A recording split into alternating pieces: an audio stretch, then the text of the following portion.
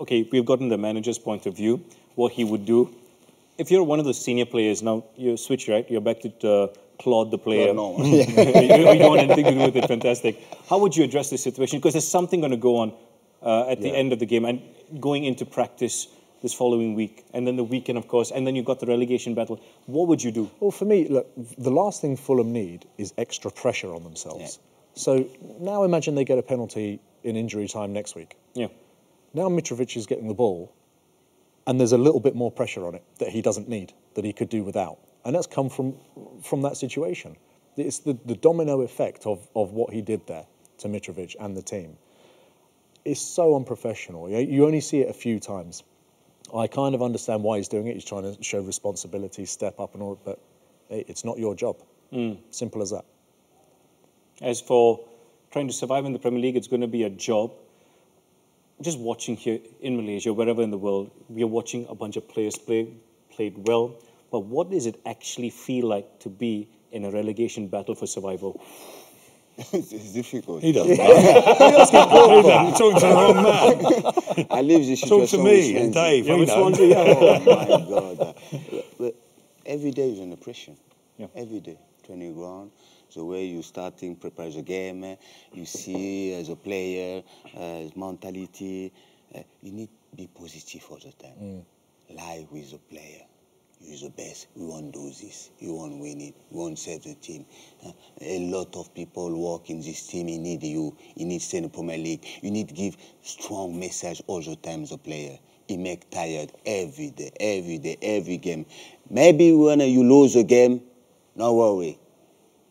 The next game you want to win it. Sometimes it's not believable. I'd like to play for Claude.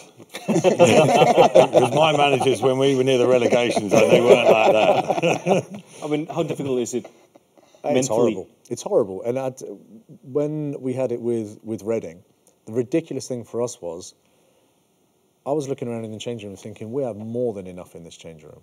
We are a great team. Yeah. Probably just grew a little bit too old together. Didn't maybe freshen it up enough.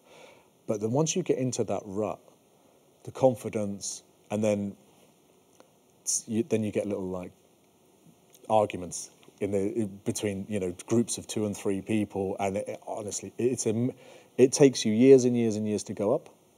It goes down like that. It's amazing how fast the whole thing goes down. Once you get on a bad run, it's so difficult to arrest the situation. But you do have January now, so do you risk that notion of bringing somebody in? I mean, I don't use the word big-time Charlie, but somebody can come in and make a positive change to the dressing room, or would you stick with the current players you have? Or is it just a flip of a coin? No, I think you have a lot of details inside, It's like you need focus about your player. Make them fight. You tell them the truth. We need fight in the last minute. What's happened? We go down, it's okay. We want to be deception. We want to see face and face to say, we do the job. Yeah. You need to make them confidence all the time. Also, the leadership inside is very important.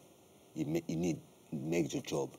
Play with teammates, talking, get the responsibility, push them all the time. It's tough. It's tough. I remember we lose a kilo, we lose a face, we no sleeping every day, we thinking for the next game. You see behind the team close. It's like calculate all the time. Yeah. But when you make success after, you're like, you say, okay, this is incredible what we do. But when we do with the Swansea, it's like, I tell the player, you see, you can't be better than this. You just believe, play football. But it makes scared play football in this situation. Yeah. It's difficult. Yeah, I think each team's got their own situation as well, haven't they? I think, if possible, if I was a Huddersfield manager, for instance, they need someone who can score a goal occasionally. But because they've got tremendous spirit that Wagner's installed in them. And they surprised people last year. I thought they were going to just fold and just drift away. They haven't. They're still in with a shout this campaign as well, even though they're not scoring hardly any goals. I think they will descend in the end. But Fulham, a defender, it was obvious. Yeah. Was it Cardiff? Cardiff probably, he probably won't buy anyone else. I don't know, because he's got a great mentality there. Yeah. They're improving there. So everyone's got their own. In fairness to them, most teams are strong, aren't they, mentally, that Claude's talking about there. There's no one who's totally capitulated. And Would you enjoy a time under Neil Warnock, a manager like Neil Warnock, though? I think, yeah, apparently Neil, well, I know, he's one of those players, one of those managers, sorry, you don't like playing against. But by all accounts, lots of players I know that played under him love playing for him. Wow. And that's the aura at times you don't get because of what you read in the paper is like he's a bit too harsh, he's a bit too vile at times. Oh, he's an honest man. He's always been a wind-up merchant in terms of That's terms of playing against him. When you're playing against him, always. But I know a lot of guys, a lot of the old Sheffield United guys when we used to play against them, and those games were just bloodbaths. But all the Sheffield United players, all to a man, I still meet them to this day saying, great manager, one of the best, made us feel like winners. And the amount of teams he's brought up from the Championship into the Premier League on a regular basis, dare I say, is he the Jose Mourinho of the Championship? I can only imagine what he'd his be quite answer happy might with be that, if you asked him that. This is the funny thing. For the first time in a long time in the Premier League, these teams have almost got the right managers if they go down. The Sean Dyche and Wagner, no one expected Huddersfield to go up.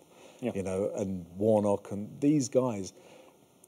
It's almost like if they do go down, okay, sacking them would be a mistake because they've already got the right man in place to take them back again. It'd be interesting to see what happens.